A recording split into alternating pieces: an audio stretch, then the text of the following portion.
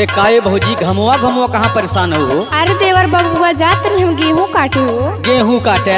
हाँ। का करे जीरा घमवा में दे हो सुना? सुनावा।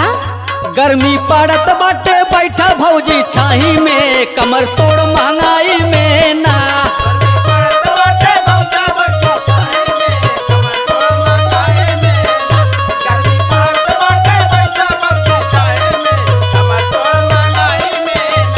गर्मी पड़त बाटे बैठा भौजी छाही में कमर तोड़ महंगाई में ना।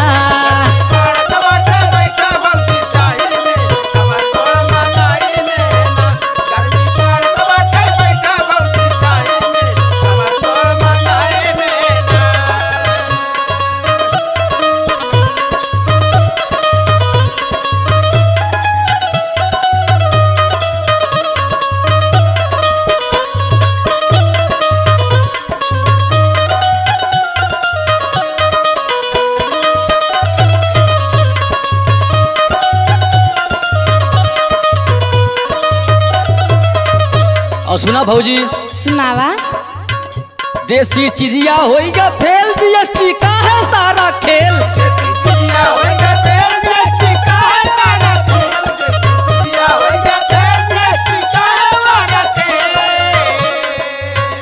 देसी चीजिया होइगा फेल जीएसटी का है सारा खेल। अच्छा।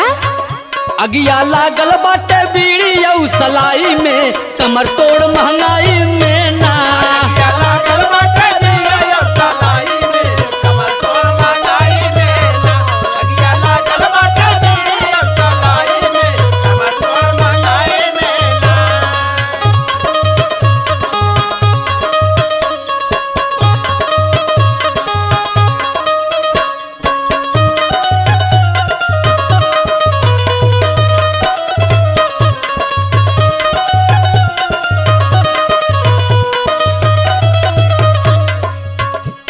भौजी। हाँ बोला देवर बबुआ। सुनत हो कि नहीं? सुनत है हो। डालदा से जारेला जीवा सपना होएगा देसी घिउआ।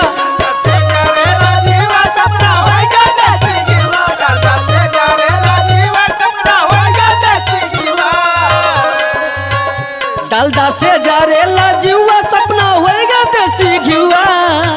सत्य नहीं रहेगा या बाकी मलाई में कमर तोड़ महंगाई में ना।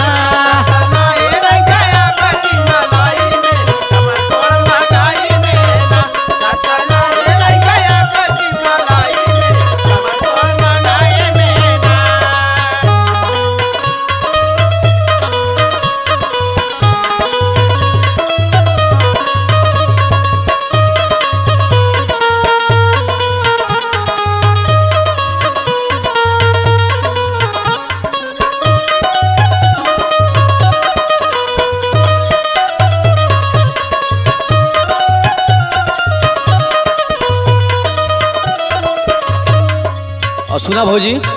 सुनावा। मुन्ना मतलबी गुड्डू लहरी बन के घूमे दोनों शहरी।